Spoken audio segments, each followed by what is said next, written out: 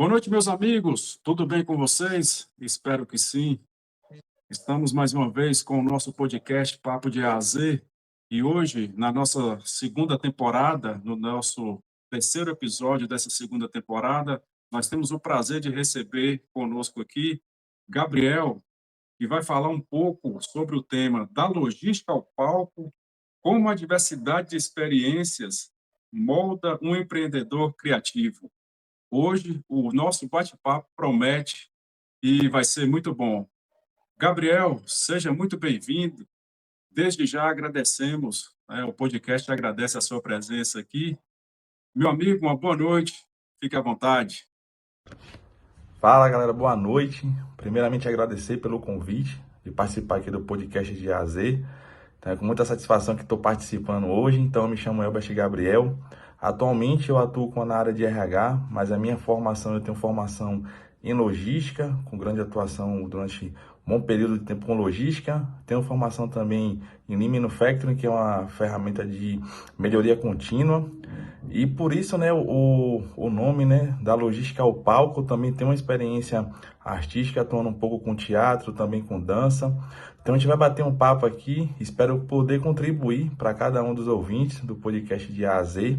E vamos aí nessa jornada de podcast e vamos ao longo do bate-papo esclarecendo, falando um pouquinho mais sobre minha carreira, falando um pouquinho mais sobre a minha veia artística também e falar um pouquinho sobre empreendedorismo. Então vamos nessa. Pois é, Gabriel, eu sempre falo para os nossos ouvintes que nosso podcast é diferenciado. A gente vai de fato de A a Z e toda semana a gente traz um tema muito importante na formação do indivíduo. E esse tema hoje, com sua experiência, né, em logística e, ao mesmo tempo, na parte cultural, vai ser muito bom mesmo esse nosso bate-papo. E eu já começo fazendo uma pergunta para você. Como sua formação em logística e o MBA em Lean Manufacturing influenciaram sua visão de negócios? Você que também hoje atua como empreendedor.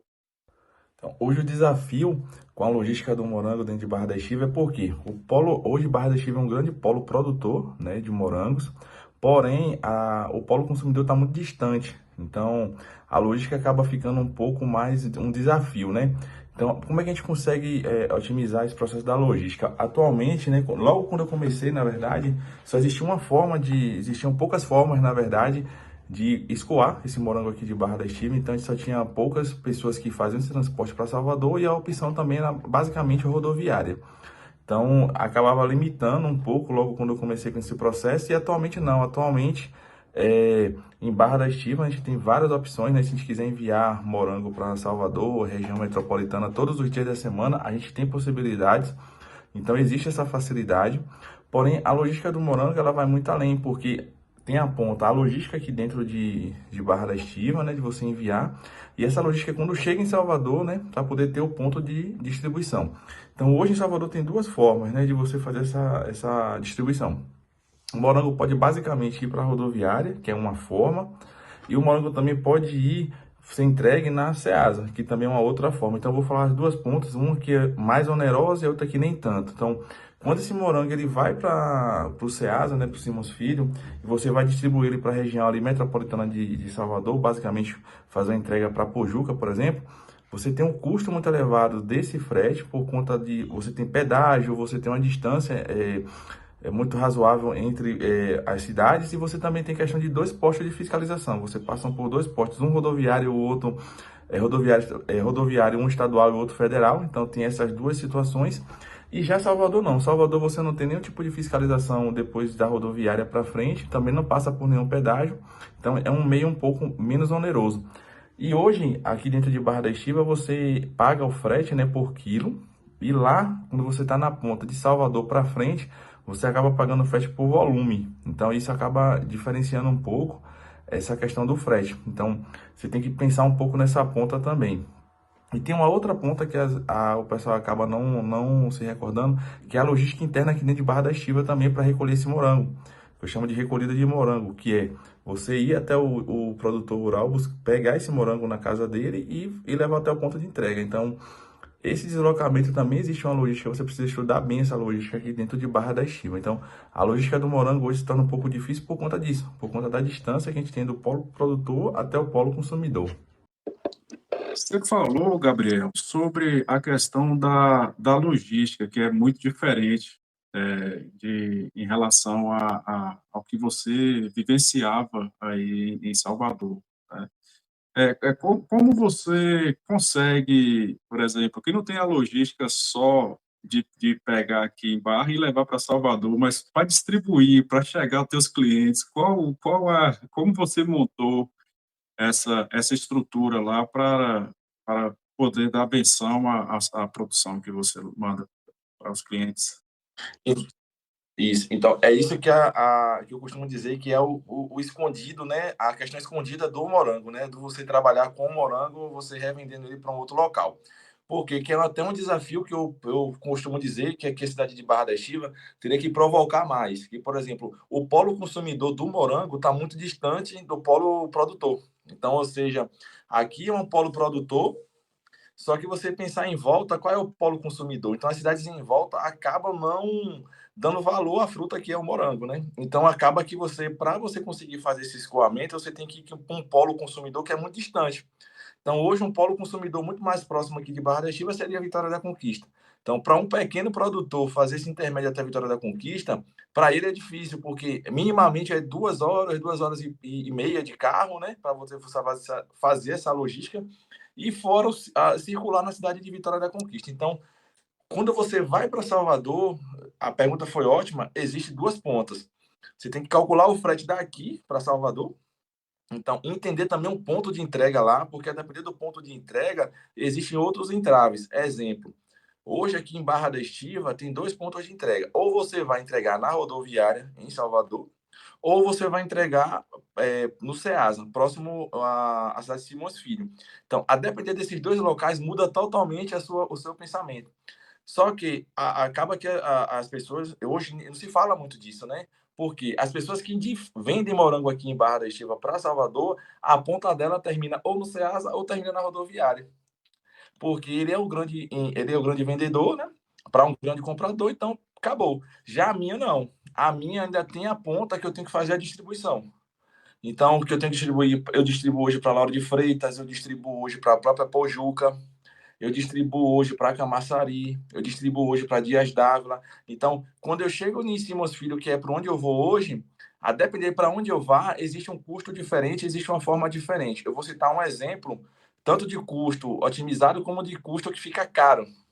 Então, o custo caro é o seguinte: hoje, como é que é a logística para a Pojuca? Eu tenho um frete, né, que a gente faz Barra da Estiva, Salvador, né, para Simões Filho, e de Simões Filho você faz uma perna de frete para Pojuca. Então, ou seja, eu pago, hoje tem um frete que é por quilo de Barra Salvador e tem um frete que é por volume, que é considerado por volume de Salvador até a região de Pojuca.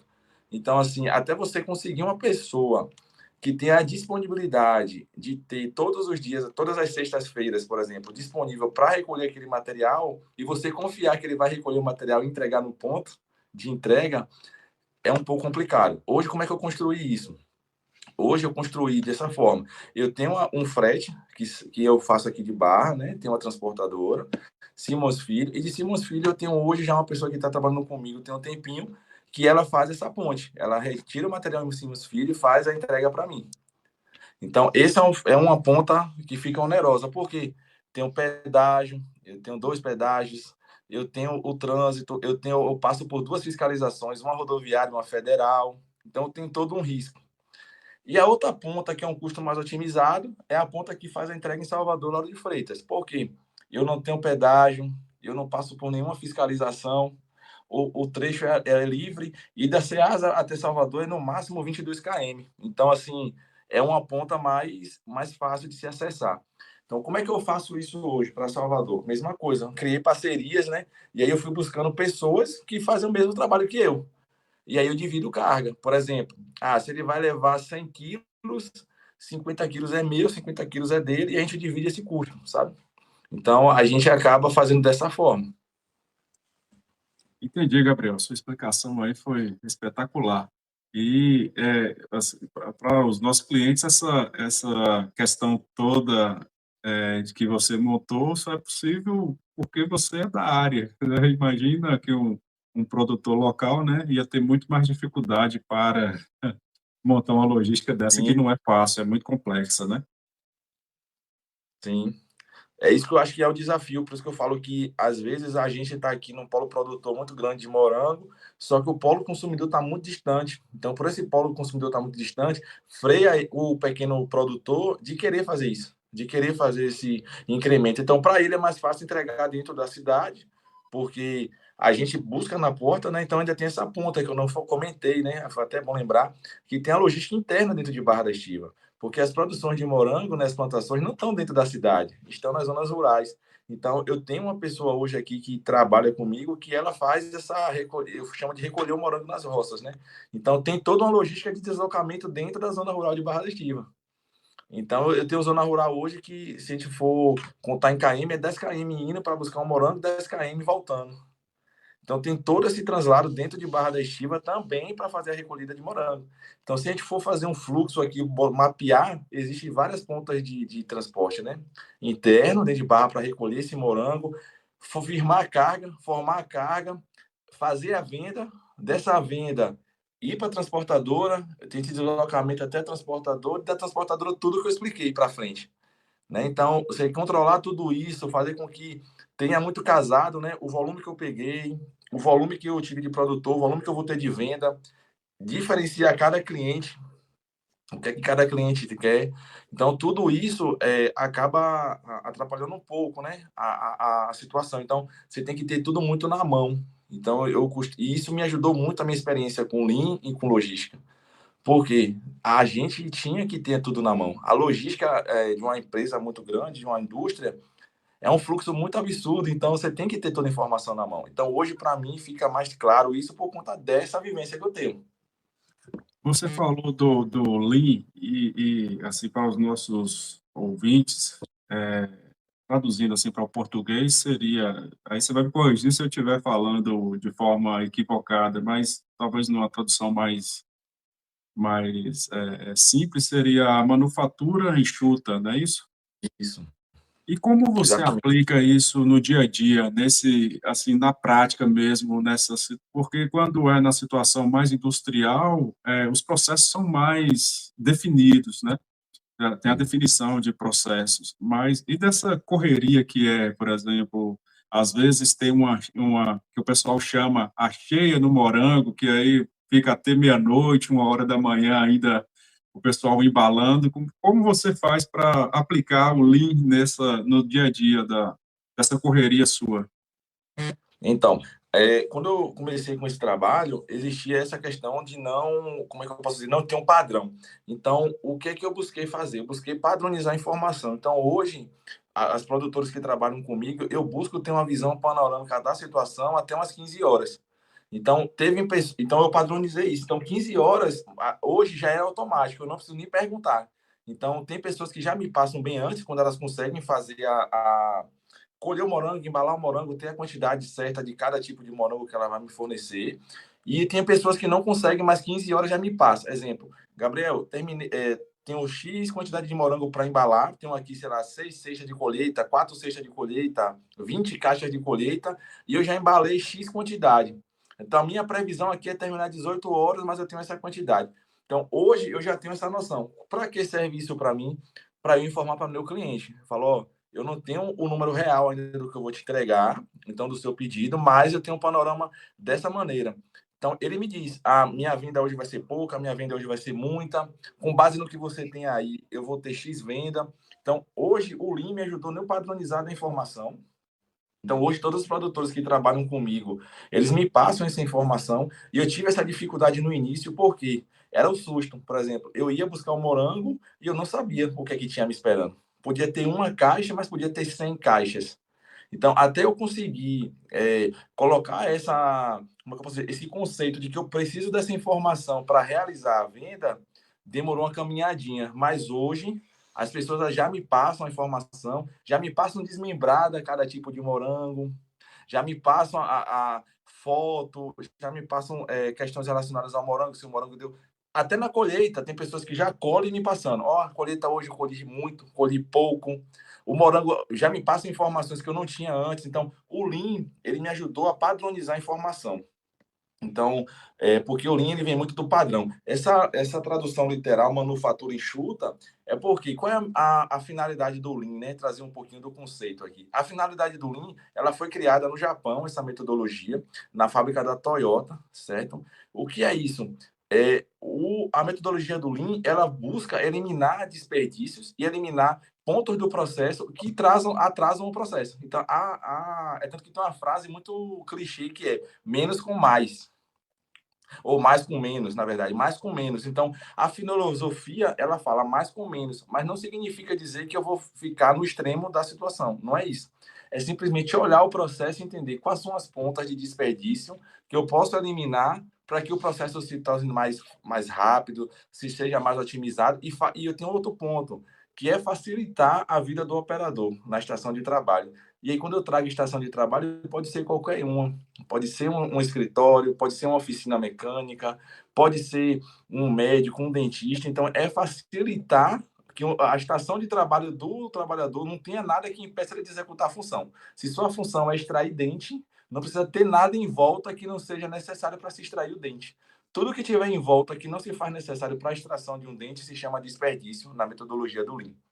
Então, isso hoje eu consigo. Aí, qual era o desperdício que eu tinha? Tempo, porque e espera. Tempo, porque a pessoa não me passava informação, e espera que eu ficava esperando, a informação não vinha, e quando eu chegava lá, eu não sabia o que eu tinha. Então, aí eu comecei a passar para produtor, tive uma resistência, tinha produtor que não dizia, não tem como fazer isso. Eu falei, tem como você tirar uma base, vamos fazer um teste. Aí a gente começou a fazer esse movimento. E hoje, graças a Deus, eu consigo, no máximo até 15 horas da tarde, ter uma noção real do que está acontecendo em cada roça, mesmo não estando na roça. Ô, Gabriel, o morango ele tem muitos fatores que pode atrapalhar um pouco essa organização do Lean, né? Como você lidar, por exemplo, e dos fatores, inclusive, é climáticos. A gente está vivendo um período de chuva agora na cidade, né, de Barra da Estiva, um período que o pessoal chama aqui das neblinas, que inclusive veio um pouco cedo, né? A gente está no verão ainda, fevereiro. E como é possível, assim, só para a gente entender, como é possível, por exemplo, porque você falou aí no cenário ideal, né? Mas e aí, e o link nesse cenário onde o próprio produtor não tem como prever muito como o que vai sair para prêmio, ou o que vai sair para a indústria? Então, a previsão, você falou no mundo ideal, mas, exemplo, só de você ter já, por exemplo, um padrão da informação, já ajuda você minimamente a mapear. Então, hoje aqui eu tenho eu tenho um mapeamento dos ciclos do morango, né? Então, e hoje tem um período de cheia. A cheia é muito complicado de trabalhar com morango na cheia, porque todo mundo tem morango, o mercado está cheio de morango. Então, é o pior cenário para quem compra e revende o morango, porque tem que baixar o preço, é ruim para o produtor baixar o preço, porque ele trabalha mais e ganha menos. Então, a sensação que o produtor tem é que ele se esforça mais e ganha menos. Então, como é que eu trabalho isso hoje com o Lean, né? E como é que eu consigo ter esse tempo de otimização? Geralmente, eu tento escalonar a produção. Então, o que é que eu fiz, exemplo, num período de cheia passado? Eu estabeleci uma meta para cada produtor. Então, exemplo, você vai me entregar somente 50 prêmios, somente 50 especial. O que você fizer para baixo disso, para mais disso, pode colocar para a indústria que eu vou pagar. Então, assim, porque no cenário de cheia de morango com preço baixo, muitas das vezes não compensa para quem revende pegar esse morango e revender, e também tá um pouco compensa para o produtor passar a noite toda, o dia todo embalando para ganhar pouco. Então, assim, qual a estratégia que eu utilizei na última cheia? Eu estabeleci metas. Como é que eu estabeleci isso? Observando o meu histórico de venda. Aí, do meu histórico de venda, eu vou para o meu cliente. Ó, você tem isso tudo é uma visão que eu tenho hoje do processo, porque eu tenho toda uma vivência. Então, eu busco o histórico de venda e até já assustei clientes meus com isso. O cara, "Oxe, como é que você viu isso?" Eu falei, então, eu controlo tudo isso aqui, anoto, tenho toda uma planilha aqui para falar e falo, ó, seu período de maior venda aqui para mim foi esse, a gente ficou com X período sem vender, então vai vir tal período. Então, quando vier tal período, eu preciso minimamente ter uma noção do que você vai fazer. Então, hoje eu tenho um cliente meu mesmo que ele fala que eu provoco muito ele de ele buscar.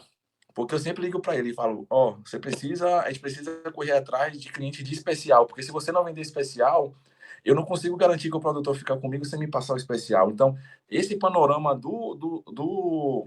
da sazonalidade do morango, né, e de fatores climáticos, a gente acaba, o fator climático principalmente, a gente acaba não conseguindo prever muito. Por exemplo, segunda-feira. Segunda-feira a gente chama de rendeu, né? O pessoal fala rendeu. Segunda-feira a gente veio de quinta-feira passada, de um período que a gente teve pouquíssimo morango. Chegou segunda-feira, teve muito morango. Então, assim, quando rende, rende para todo mundo. Então, a ponta acaba sentindo. Então, toda uma cadeia impactada. Mas por que isso? Questão climática. A gente teve dias aí do final de semana, né, que choveu, dias que não choveu, dias que ficou mais frio. Então, a planta já sente. Então, o trabalhar com a planta aqui é um desafio muito grande, né? Porque a planta, a gente não é algo manufaturado, né? Algo feito, né? A planta, ela é um ser que é vegetativo ali, ela pode fazer como pode não acontecer. Então, o Lean, hoje, é mais a parte de padronização e essa visão de processo. Então, eu consigo analisar dados, eu consigo observar o processo. O que vai fugir da curva, uma hora vai fugir, né? Então, a gente, assim, meio que lida no que aconteceu do dia, né? Se fugiu da curva, algo nesse sentido. Mas a gente tem a calma, né, para poder lidar com essa situação. Muitas das vezes tem um prejuízo, porque muitas das vezes a gente não consegue escoar de fato, né, por conta de preço, por conta de muito morango no mercado, enfim, várias outras situações, mas tem momentos também que a gente consegue lidar com mais tranquilidade com isso, por já ter vivido, né? Muito bem, Gabriel. Agora nós vamos entrar aqui no segundo bloco do nosso podcast. Vamos falar um pouco da sua condição artística, que você trabalhou aí na parte cultural também, de grupos de teatro. Mas Sim. vou fazer uma pergunta assim, que vai fazer uma transição dessa parte que você estava trazendo e trouxe muito bem, esclareceu assim, alguns pontos muito interessantes sobre a questão da logística e também da produção do morango aqui na cidade, na região de Barra da Estiva. Mas há alguma lição da logística que você leva para outras áreas da sua vida, e aí como o teatro e a dança? Então, para a logística, né, para voltando um pouco para a parte artística, eu costumo dizer que assim hoje, analisando um pouco da minha rotina não, do meu roteiro de vida, eu acho que cada situação que eu vivi me trouxe para a condição que eu estou hoje, né, e me preparou para algumas situações. A transição assim entre logística e a parte artística, o que a logística me traz hoje para a parte artística é a tranquilidade. É a questão de você lidar com as mudanças repentinas, né? Porque com a logística muda tudo muito rápido. Então, é tudo muito dinâmico dentro da logística. Então, com a questão de mudança, eu acho que hoje, para minha veia artística, a parte de dança, a parte de teatro, principalmente a dança, né? Porque tanta mudança que tem hoje, né? Com as tecnologias, com o TikTok, com o Instagram. Então, acaba que a dança, a essência da dança, né? Acaba passando por muitas transformações. Então acaba que surgem ritmos diferentes, surgem formas de dançar diferentes, né? E aí você tem que ir se adaptando ou não, a depender se você julgar que aquilo é confortável para você, né? Porque tem algumas coisas que para mim não é confortável, mas eu hoje a logística me trouxe essa tranquilidade de entender que a mudança é muito rápida, né? Então me trouxe isso para o meio artístico. Você tocou sobre a questão de hoje, da questão tecnológica, muito eletrônico, as próprias IAs estão aí fazendo músicas. Eu gostaria de ouvir um pouco sobre o conceito do Zumba, se você puder trazer um pouco para a gente. Então, a Zumba, na verdade, é um nome de um empreendimento. Foi um empreendedor, né, na verdade, a pessoa que criou a metodologia da Zumba. A Zumba hoje não é um ritmo, né? Acho que todo mundo pensa até que a Zumba é um ritmo, né? A Zumba, na verdade, ela surgiu na Colômbia, né? O criador dessa... Inclusive, você vê que o Brasil é muito presente nessas questões de cultura, né? Criação de ritmos, tá? E a bossa, enfim. E aí, esse dono, né, a pessoa que criou a Zumba, ela ministrava aulas de ginástica, né, que a gente chamou de aeróbica, aqueles passos mais plásticos, né, passos mais de tonificação. Ele dava esse tipo de aula, step, e um belo dia ele dava aula em uma academia, inclusive, que os donos eram brasileiros, na Colômbia. E um belo dia ele foi fazer aula de ginástica e esqueceu a famosa fita da aula de ginástica. O fita ou o CD. E aí ele esqueceu esses CDs. E aí ele tinha umas fitas e uns CDs dentro do carro dele de ritmos latinos, que era merengue e salsa. E ele dançava essa dança de salão, merengue e salsa. E ele só tinha aquilo na mão. Então ele falou: vou fazer o seguinte, eu não vou voltar e nem vou cancelar a aula de ginástica. Eu vou dar aula de ginástica ouvindo o CD de merengue, que é um ritmo latino. E aí ele fez a aula ouvindo esse CD de merengue e foi um sucesso. E aí as pessoas começaram a procurar que dia ia ter aquela aula que teve lá com o professor. E aí o dono da academia pensou, ué, mas a aula não existe. E o próprio instrutor, né, que hoje é o criador da Zumba, que é Beto Pérez, falou, mas a aula não existe, eu não planejei aquela aula. Isso simplesmente aconteceu porque o CD de ginástica eu esqueci. E aí, disso aí surgiu o quê? Uma chance de empreender. Então, tanto ele como o sócio dele, que é sócio hoje, viram essa questão e eles começaram a criar metodologias usando passos de ginástica, né, parte de tonificação, mesclado com os ritmos latinos. E disso aí surgiu o Zumba. Tanto que a Zumba, ela, para ser uma aula de Zumba, ela precisa ter minimamente quatro ritmos básicos, que é merengue, salsa, reggaeton e cúmbia. Então, se você for numa aula, talvez o aluno não perceba, mas se for um instrutor e for numa aula de um outro instrutor, a chama aula de tipo Zumba, que é uma aula que não segue a metodologia, mas seguindo a metodologia tem que ter no mínimo quatro ritmos básicos, que é merengue, salsa, reggaeton e cúmbia. Então, a Zumba é uma mistura de ritmos latinos. E aí, nisso aí, ela foi tendo proporções maiores, né? Foi tendo uma visão mais, como é que eu posso dizer, empreendedora. Surgiu um padrinho do negócio, né? Que investiu grana, que viu também a potencialidade do negócio e virou a marca que é hoje. Então, a Zumba é basicamente uma aula na qual você mistura ritmos latinos, e no que mistura ritmos latinos, segue uma metodologia de tonificação corporal, que às vezes as pessoas não percebem, mas não é o propósito dela, mas, enfim, pelos movimentos que são executados, proporcionam uma certa tonificação, principalmente nos membros inferiores, e assim hoje é a Zumba. Eu não sabia, eu achei que era a dança mesmo em si, mas você trouxe aí que é uma marca, né? Que surgiu na Isso, Colômbia. Tu recorda mais ou menos quando foi que surgiu aí, no anos 2000, 2001. 2001. Então já Né? tem um tempinho, mais de 20 anos. Tá, há mais de 20 anos. E hoje praticamente todas as academias têm, oferece aos alunos essa aula, né, Gabriel? Sim, todas oferecem. Porque é uma aula democrática. A gente costuma dizer que a Zumba precisa ser democrático. Tanto que nós, instrutores, somos capacitados para que, desde uma pessoa que tenha pouca, a gente fala de pouca afinidade, né? Pouca parte locomotora, né? Tem dificuldade de locomotora, consiga fazer a aula, até pessoas que têm um nível elevado de dança, né? De conhecimento corporal e tudo mais. Então, a dança precisa ser democrática, todos precisam saber dançar, precisa ser fácil, né? Então, não é nada muito elaborado. Então, se você observar uma aula de dança de Zumba, ela é muito simples, né? Você vai ver o tempo todo o professor indicando para onde vai, dois dedos. Se reparar uma aula, vai estar sempre falando o que é que vai fazer com os dedos, porque todo mundo precisa saber fazer. Então, a aula precisa ser democrática, tem que ser inclusiva. E falando um pouco agora do teatro que você participou, do teatro de lá para cá, esse teatro Isso. foi lá em Pojuca ou já foi em Salvador? Foi em Pojuca, foi em Pojuca. Com teatro, né? Eu fiquei 5 anos com teatro. E aí o teatro eu comecei quando eu estava ainda na escola, né? Ensino médio, passando do fundamental para o médio. E assim, eu sempre tive muita afinidade com cultura, assim, né? Nas apresentações de escola, eu sempre participei, mas nada muito relevante, né? E aí chegou aquela fase da adolescência no qual você quer ocupar o tempo, né? Você chega naquela fase que a cabeça tá a mil e tal.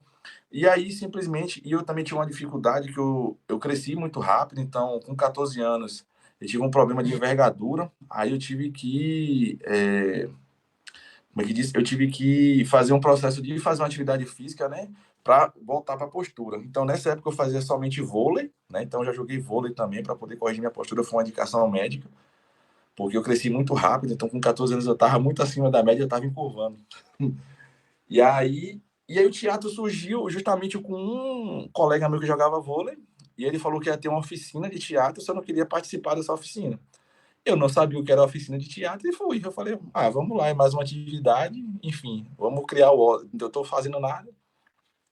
E dessa oficina eu fiquei 5 anos. Então, assim, me descobri muito no teatro em termos de questão corporal, você se conhecer, né? Se conhecer, o seu corpo pode atingir. Melhorou muito o meu nível de comunicação. Então, hoje eu não tenho dificuldade nenhuma de falar em público, de chegar em qualquer tipo de público e conversar, de me expressar, de falar o que sinto, o que não sinto. Então, isso me ajudou bastante, né? Conheci muita gente nesse meio do teatro. Então, o teatro começou muito por acaso. Eu simplesmente fui fazer uma oficina, que era uma oficina de conhecimento corporal, oficina corporal para você conhecer seu corpo, né? E os limites do seu corpo. Então, assim, às vezes a gente consegue fazer movimentos com o corpo, né? E fazer várias coisas que a gente não sabe. E dessa oficina eu fiquei. E aí fiquei 5 anos com teatro, né? Ajustando tanto o ensino, né? Saindo do fundamental para o ensino médio e até concluir o ensino médio. Eu fiz teatro. O teatro é muito bom. Também já participei de coral também. De fato, a questão da comunicação melhora bastante, principalmente para pessoas que são tímidas, né? Eu era muito tímido na minha adolescência e o teatro me ensinou muito a expressar, né? Que, na verdade, você, no teatro, quebra aquelas barreiras imaginárias que a gente tem, né? Sim, exato. Porque não tem parede mais, né? Você com o público, sua voz, seu corpo. Então, assim, eu costumava dizer que tinha 3 sinozinhos que batiam no teatro, né? Que a gente ficava atrás do palco esperando esse sinozinho bater, que era a nossa hora de entrar. Então, quando tocava o segundo sino, que já aguardava o terceiro muito ansioso, né? O que é que espera a gente? Que plateia que tá aí fora? Que público é que eu. Então, você, quando abria a cortina, você se deparava com aquele público todo te olhando e você tinha que fazer seu papel lá em cima. E, assim, era muito gratificante no final ver aquelas aplausos e tal. Então, a época do teatro foi muito importante para mim também. Eu pude viajar bastante. Tenho a honra de dizer também que tive apresentações no Teatro Gregório de Matos, em Salvador, um teatro centenário de Salvador. Então, já me apresentei lá. Então, quando eu passava em frente, então passa a reportagem na televisão sobre ele, eu bato no peito e digo, já me apresentei ali dentro, que é um teatro que foi até tombado agora e foi reconstruído, né? Foi feito toda uma parte de requalificação dele em Salvador. Foi reinaugurado recente, mas é um teatro centenário. E assim, eu tive essa honra de participar de um projeto lá e participar de peças lá, né? Então, a gente acaba levando isso muito para a vida, né? De construção. Você teve vários outros contatos. Participei também muito de um fórum, que foi um fórum que construiu muita gente. Hoje tem pessoas aí que fazem novela, que fazem filmes, né? O próprio Lázaro Ramos participou desse projeto. Eu participei, não enquanto ele estava, né? Que quando eu comecei, Lázaro Ramos já era um ator que é. Então, ele já tinha feito o Paió. Wagner Moura também passou por isso, eu passei por esse projeto. Então, é muito gratificante você ver toda essa construção, né? Então, eu participei disso tudo. Teve um fórum que, assim, para mim, contribuiu demais, que foi o FITA, que é o Fórum Intermunicipal de Teatro Amador. Hoje ele não existe mais, porque a idealizadora faleceu de câncer, né? Então, assim, ela que lutava muito por isso. E aí, mas quando ela faleceu, infelizmente, não teve ninguém, né, que quis seguir com essa jornada, né, que ela levou. E aí morreu nesse festival, mas era um festival muito interessante porque vinham grupos de teatro de todo o interior da Bahia. Então, que era Fórum Intermunicipal de Teatro Amador. Então, assim, também tem uma honra de dizer que já me apresentei no Teatro Dona Canoa, que é em Santa Amaro, em homenagem à mãe de Caetano Veloso. Então, assim, tudo isso também eu já vivenciei, já participei desses processos, então é muito legal. A parte do teatro, assim, para mim foi uma experiência muito boa, né? Gabriel, você que é um cara da cultura e está trazendo para a gente aqui as experiências que você viveu. Hoje na nossa cidade que a gente vive, a gente sente um pouco essa carência de cultura. Isso é perceptível mesmo ou a gente ainda não descobriu que a cidade oferece? Então, eu tive no passado, eu tive sendo júri, né, de um festival que teve uma gincana que teve na escola aqui, e de fato tem coisas escondidas em barras, né, em barra, mas eu acho que eu sinto muito falta de um programa que incentive isso, algo que exponha isso de verdade, porque assim, eu acho que barra está se desenvolvendo num nível que alguma hora ou outra vai ser necessário esse tipo de, como é que eu posso dizer, de fomento maior, né? Porque hoje, como eu falei, a cultura da cidade gira muito em cima da agricultura. Então acaba que o jovem, ou então o pequeno, o jovem, né, adolescente, ele vê que o pai dele é agricultor, então ele vai querer sair da cidade para ter uma outra formação, ou ele vai seguir os passos do pai da agricultura. Então, muitas das vezes, a rotina da agricultura não expõe ele a esse tipo de situação, né? Mas, assim, eu acho também que a cidade deveria fomentar isso. Um projeto, algo dentro das escolas que levasse esse nível de cultura, né? Hoje, graças a Deus, aqui a gente tem agora teve inauguração, né? Já está funcionando, que é o auditório, né? Aquele auditório lá que foi construído, que é uma estrutura que pode se trazer peças aqui para a Barra da Estiva, né? E começar a fomentar mais isso. Não só peças, mas eu digo até mesmo coral, trazer apresentações nesse sentido. Porque eu sinto falta um final de ano, né? Um coral de final de ano, um coral de Natal, uma praça bem enfeitada, com um presépio bem feito, um coral tendo ali, você tem uma questão familiar mais agradável. Mas eu sinto falta, né? Eu sinto falta porque é uma coisa boa, né? Hoje, graças a Deus, eu consigo fazer aula de zumba dentro da cidade, então, e é algo assim que eu gosto. Mas assim, quantas pessoas também não têm vontade de fazer outras coisas e de repente não têm o acesso, né? Então, eu acho que também falta um pouco desse incentivo da cidade para essa outra parte da cultura. E você acredita que a arte pode ser uma ferramenta fundamental ou importante para o desenvolvimento profissional do cidadão, do indivíduo?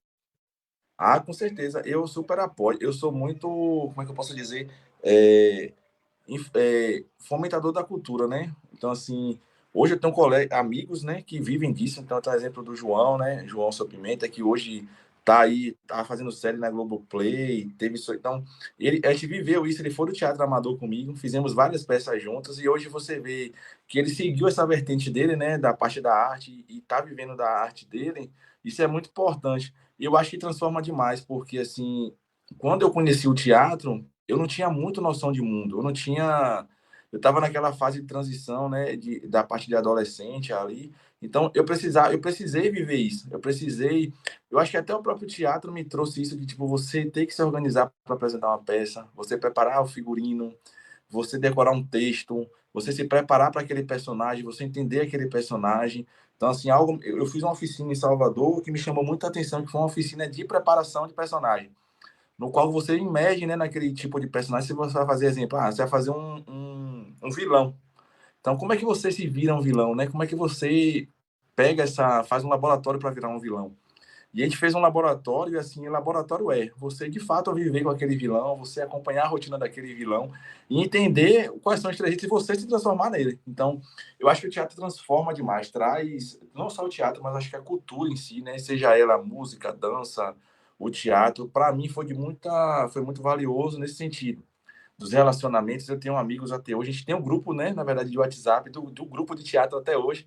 Cada um na sua, né? Assim, tem pessoas que foram seguir outras vertentes, a gente hoje tem professores, a gente tem engenheiros, tem eu, né, que fui para outra área.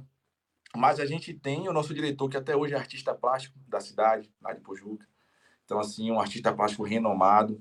A gente tem outros colegas que foram para a arte da música, tem colegas que têm banda, né? E a gente, graças a Deus, a gente tem esse grupo de WhatsApp que tá todo mundo lá. A gente até brinca, né, que são os senhores. A gente queria até fazer uma montagem, mas como tá cada um em um canto, a gente queria fazer uma montagem de um texto, a gente já com uma idade avançada, né? Sentar lá jovial, sentar na adolescência.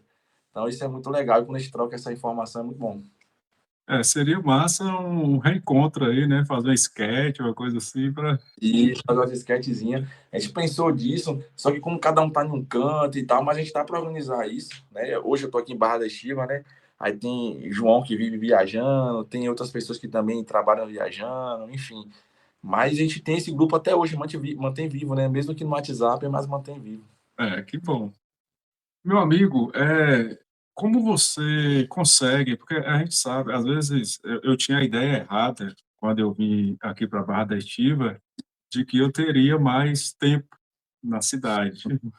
Mas só foi muito equivocada a ideia, porque quando você está vivendo numa cidade maior, você pensa que uma cidade menor vai te proporcionar uma a melhor administração do tempo. E a gente tem o trabalho da gente que é correria. Como você faz para conciliar a questão das aulas de Zumba com o empreendedorismo, né, você é empreendedor, e ainda o seu trabalho formal? Então, O seu dia tem quantas horas? Não, então e conciliar isso aqui. Então, eu também tinha essa mesma falsa impressão. Então, quando eu vim de Salvador mesmo para morar aqui, eu tive essa falsa impressão. Eu falei, vou morar em Barra da Estiva, então vou sair um pouco dessa correria de Salvador e tudo mais. Não vou ter trânsito, não vou ter todo esse deslocamento, então vai sobrar tempo. Triste engano, né? Então, hoje, assim, talvez eu viva talvez a mesma correria de lá, só que com a diferença que, assim, não tem, como é que eu posso dizer, artifícios, né, a mais, como trânsito, um pouco mais de violência, enfim. No início, quando eu vim, que eu não tinha um trabalho, que eu não tinha um trabalho CLT, eu tentava, a gente conseguia conciliar, né, era mais tranquilo, não era fácil, mas era mais tranquilo. Mas quando veio o CLT, as aulas de Zumba, a parte do empreendedorismo, eu tentei fazer assim, nos dias que eu concentrava a mente, né? Então, quando eu estava na aula de dança, eu estava na aula de dança, quando eu estava no trabalho, era trabalho. Mas, assim, hoje é um desafio, né? Eu não sei nem explicar como é que eu consigo fazer, mas hoje, o que é que eu tento fazer, mais ou menos, né? Na minha rotina do dia a dia. Para Zumba, eu escuto muita música no meu dia a dia, né? Então, eu tinha essa artimanha de colocar um fone de ouvido, ficar ouvindo as músicas mesmo, indo trabalhar e voltando a trabalhar no carro, ouvindo as músicas. Então, ali mesmo eu já ia tendo um insight da coreografia, eu já ia memorizando as batidas da música. Então, eu já ia meio que entrando naquela vibe. Chegar no trabalho, desligava daquela vibe da música. Então, me concentrar ali e assim ia caminhando. Então, aí hoje, né, com o nascimento do filho, acabou que a gente também, a rotina muda totalmente. Eu até estava afastado, né, das aulas de Zumba, estou voltando aos poucos, porque justamente é o que você falou, faltou hora no dia, né? Então, aí assim, e acaba que você vai se consumindo demais, né? Aí também tem uma outra falsa impressão que as pessoas têm, que quem não trabalha fazendo esforço físico, derramando suor, não cansa. Então, assim, aí às vezes a nossa rotina, por a gente ter a mente, porque a gente é exigido da mente 8 horas por dia, né? Então, assim, não tem um momento que a gente tem uma situação que a gente não tenha que botar a mente para funcionar de fato no 220. Então, aí tem essa falsa impressão que quem não tem esse esforço, né, que não trabalha o dia todo derramando suor ali, não cansa, mas tem um cansaço, né, tem a carga emocional do dia. Então, isso eu senti bastante, mas hoje, o que é que eu tento de motivação? Porque a parte da cultura, a parte da dança, me motiva, é minha válvula. Entendeu? Então, eu tento colocar isso, por mais que eu até parei de dar aula agora um tempo, mas que eu vou voltar, estou voltando, mas eu não paro de escutar música, eu não paro de assistir os vídeos, eu não paro de estar. Eu tenho os grupos, né? Que a gente tem os grupos de instrutores da Bahia, tem os grupos de instrutores de outras situações que a gente tem no WhatsApp. Eu fico atento nesses grupos, vejo. Não comento mais como antigamente, então tem até pessoas que perguntam se eu estou vivo. Que antigamente eu interagia mais nesses grupos, mas hoje em dia eu não interajo tanto. Então, mas eu vejo as novidades, vejo lançamentos, vejo eventos que estão acontecendo. Não participo de mais de tanto evento como eu participava antes, mas o que eu tento colocar hoje é motivar em cada ponta. Qual a minha motivação para estar trabalhando de CLT? Qual a minha motivação para dançar? E qual a minha motivação para empreender? Quando uma dessas motivações falhar, eu paro com um. Então, assim, até hoje eu não tive nenhum momento de falhar com nenhuma dessas motivações.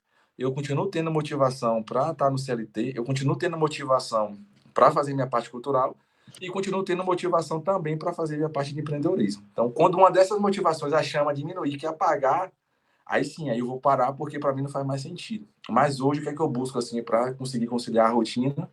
Isso. É o meu, qual é a motivação para cada ponta dessa, né? O que é que cada ponta dessa me traz, né, de propósito para minha vida? Então é nisso que eu me pego para poder continuar fazendo. Quando você fala em motivação, eu acredito que você tenha planos para cada uma dessas três áreas que você atua. Você tem algum plano, assim, de expansão, tanto na parte de empreendedorismo, tanto na parte da Zumba?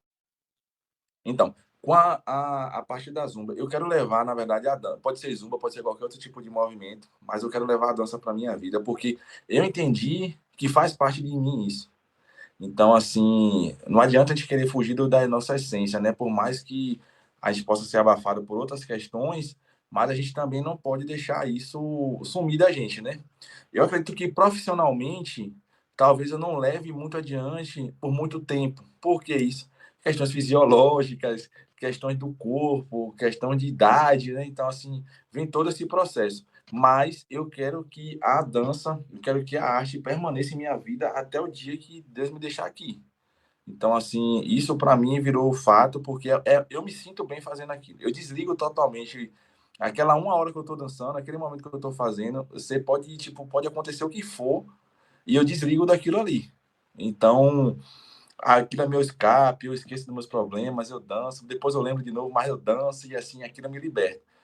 A parte do empreendedorismo, eu tenho uma vontade de empreender diferente com o morango, certo? Então, assim, de dar uma outra vertente para a cara do morango. Na verdade, eu já tinha isso, assim, como é que eu posso dizer, muito forte, que o morango, não sei se sua realidade foi essa. Quando eu era pequeno, na minha infância, o morango era algo muito distante para você conseguir comprar um morango. Então, eu faço esse paralelo muito que antes, para eu conseguir comer um morango, ou era na casa de alguém, ou tipo assim, era em um bolo que comprasse, tipo, assim, era algo muito distante. E tipo, cara, hoje eu tô num meio assim que eu vejo morango, sabe? As pessoas não valorizam o que é o morango. Então, o que é a fruta, né? Então, eu tenho essa ponta e eu queria não, eu tenho esse sonho, eu tenho essa vontade, eu estou estruturando isso, que eu queria mudar a vida de produtores. Como isso? Alfabetizando quem não é alfabetizado, dando uma noção de empreendedorismo para quem não tem a noção de empreendedorismo, um pouquinho de finanças para quem tem noção de finanças, um pouquinho de, sabe, eu tentar trazer essas pessoas para trazer para ela um pouco de conteúdo nesse sentido. Eu queria empreender mais no morango nessas duas vertentes. Uma, trazer um pouco mais do que é o valor da fruta, certo? O valor no sentido não monetário, mas no valor que tem por trás da fruta. Ou você cultivar um morango, você cuidar daquele pezinho de morango, você ter o cuidado de selecionar, né, os mais bonitos, os prêmios, ter o cuidado de não colocar um morango podre, tudo que está por trás daquela bandeja de morango que chega no consumidor final. Eu tenho a vontade de fazer isso, mas tenho vontade também de empreender em outro ramo, que não seja um ramo tão, como é que eu posso dizer, imprevisível. Né? Eu tenho vontade, ainda não descobri o que é, certo? Mas, assim, eu tenho vontade, tem pessoas também que enxergam em mim essa potencialidade, eu tenho essa dificuldade, mas tem pessoas que enxergam em mim essa potencialidade de desenvolver outros negócios, mas, com o morango, eu ainda tenho essa vontade de me realizar com isso, de transformar produtores, de levar um pouco de conhecimento para produtores, entregar e mostrar para o cliente final a importância, o valor agregado do morango. Então, eu tenho essa vontade, então, eu ainda vou continuar com o morango um pouco para frente, até que eu consiga realizar isso, né? De eu conseguir fazer tanto a parte de qualificação do produtor, como também a parte de agregar valor para o morango que eu entrego, né? E o CLT, cara, o CLT eu tenho, como é que eu posso dizer?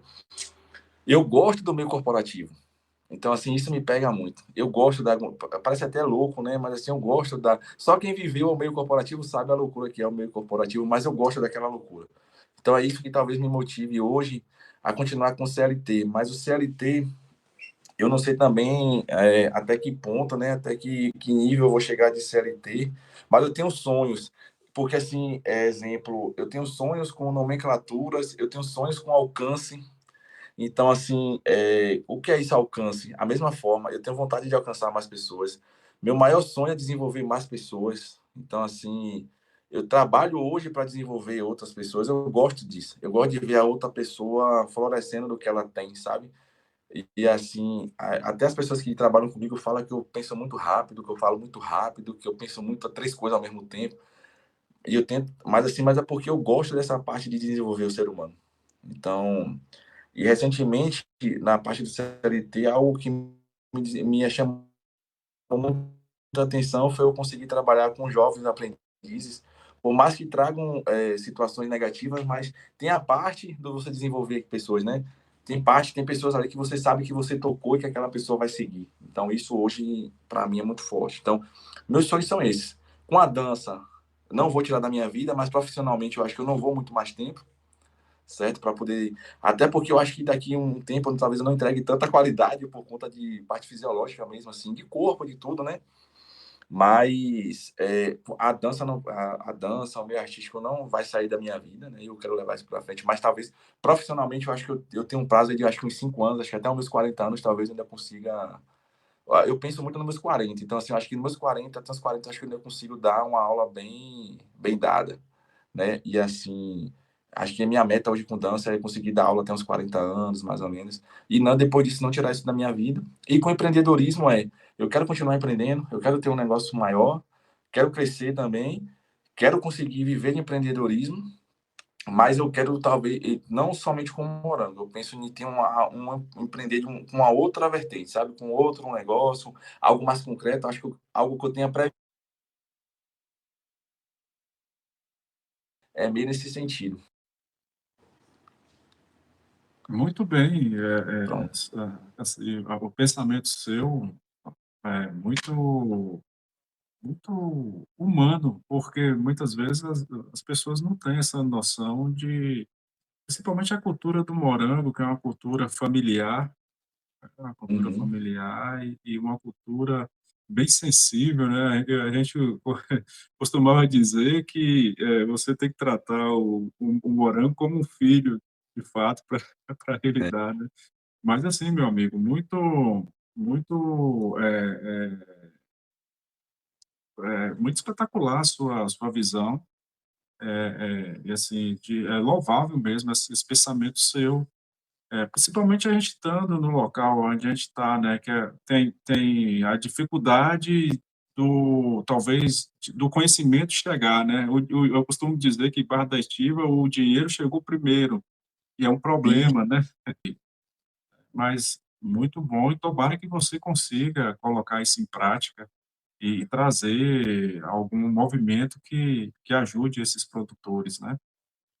sim, eu tenho muito esse sonho porque eu vivo, né? Eu fiquei um ano convivendo com esse pessoal e eu sinto que tem pessoas que eles cuidam muito bem das suas plantações, né? Tem pessoas e eles poderiam estar vivendo melhor, né? Então, poderiam, talvez o meu viver melhor não seja talvez o pensamento de viver melhor deles, mas minimamente entregar essa informação para eles, sabe? Entregar esse um pouco de conhecimento, entregar um pouco mais de viver outras situações, né? De enxergar um pouquinho também o trabalho deles de uma outra visão, né? Não enxergar só que o trabalho que é levantar cedo e ali, sabe? Se abaixar para colher um morango e tudo mais, embalar um morango. Entendeu por trás daquilo o valor do que ele entrega, entende? Eu costumo brincar assim que eu tinha um cliente que ele era médico, que ele fazia questão de mandar a foto do café da manhã dele para mim, né? E aí, tipo, na foto do café da manhã dele, ele falava, ó, seu morango, a filhinha dele com morango na mão. Então, ou seja, não é o meu acordar cedo. O meu acordar cedo proporciona o quê? Um sentimento de amor, um sentimento de satisfação. Eu estou proporcionando um café da manhã em família, comendo meu morango. Então, e isso vai além da barreira do você cultivar o morango. Então, eu acho que é isso que eu queria entregar para eles entenderem que o que eles fazem hoje tem um valor agregado, sabe? E mostrar para eles também, e dar para eles ferramentas, né? Para eles conseguirem melhorar. Quem já tem uma vida muito boa, conseguir melhorar ainda mais a vida, né? E conseguir se estruturar mais. Eu tenho essa vontade de trazer para eles outras coisas, ler livros para eles, né? Trazer histórias, para que eles possam viver outras experiências, né? Com certeza. Gabriel, o papo está excelente, muito bom nosso papo. A gente está caminhando para o nosso final do nosso podcast, mas antes de terminar, eu tenho algumas perguntas finais aqui para te fazer, antes de passar para as suas considerações finais. Qual foi a maior lição que é essa que você aprendeu ao longo dessa sua trajetória? O que ficou desde quando você inicia lá, ainda no ensino fundamental para o médio, lá no grupo de teatro, até hoje? O que ficou, né? O que você aprendeu, o que você vai levar aí para toda a sua vida? Você que é um cara jovem ainda, rapaz. Então, o que ficou, o que eu levo muito para mim hoje é, como é que eu posso dizer, o trato com a pessoa, né? Então, eu resguardo muito, como é que eu posso dizer, o outro, né? Eu tento me colocar sempre na posição de que entender o lado do outro, certo? Porque tanto na posição de teatro, você tá ali como um ator, você tá ali como um personagem, mas você tá se entregando para a plateia. Então não deixa de ser uma entrega para o outro. E assim, quando a gente está dançando também, naquele momento eu estou me entregando para aqueles alunos, alunas que estão ali fazendo a aula. E assim, e é o que eu trago para mim hoje, que o que eu puder fazer de melhor na vida do outro, eu vou fazer. Por que eu trago isso comigo hoje? Porque eu tenho um grupo de trabalho de pessoas que eu trabalhei em 2000 e bolinha, e assim, as pessoas nunca me tiraram desses grupos de WhatsApp, nem nunca me tiraram desses meios de relacionamento. E eu tenho grupos de dança de quando eu iniciei em 2015, que foram meus primeiros alunos de uma aula, tipo, muito fraca a minha, mas que aquela minha aula muito fraca, para eles era algo muito importante. Eu tenho esse grupo de WhatsApp até hoje. Então, e quando eles saem, né, que eles têm um momento que a gente fazia esse momento de descontração lá em Camaçari, isso me chama muita atenção. Quando eles saem, eles me mandam foto, sabe? Eles comentam que, tipo, e que eles falam que aquela reunião é fruto minha, que aquela reunião foi eu que fiz aquele grupo de amizades. E você vê que pessoas hoje frequentam as famílias, vão às casas das outras, que até padrinhar, né? Apadrinhar casamento, apadrinhar filhos, aconteceram de uma aula minha.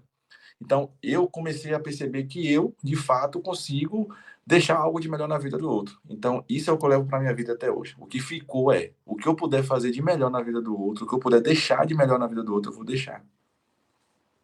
E que conselho você daria para alguém que quer empreender ou seguir múltiplas paixões igual você? Encontro a motivação. É basicamente isso. A gente fala muito de propósito, né? Mas o propósito ao longo da vida vai mudando. Eu costumo falar que é a motivação. Porque a motivação é o conceito motivo para uma ação. Então, se você quer fazer isso, eu dou um conselho que não é fácil, em certos momentos dá um cansaço, dá uma estafa, mas que procure um motivo para estar ali. Então, assim, e não faça porque o outro fez, então porque é bonito para o outro, porque é razoável para o outro, não. Você encontrou um motivo naquilo ali, para você faz sentido para sua vida, então segue. Muito bem. Meu amigo, a gente está chegando ao final do nosso podcast. Quero dizer para você que foi excelente nosso bate-papo aqui. Você trouxe coisas muito importantes que você convive no dia a dia, trouxe o conceito da logística, do próprio Lean, e trouxe também o conceito do Zumba, que eu particularmente não sabia. Eu conhecia como mudança, né, e não como uma marca, não sabia nem aonde tinha sido iniciado o movimento. E quero te agradecer, e o espaço aqui está sempre aberto para você. Quando você começar a colocar suas coisas em práticas aí que você disse, a gente vai te chamar de novo, vai te convidar para você trazer a visão, o desenvolvimento, como é que está.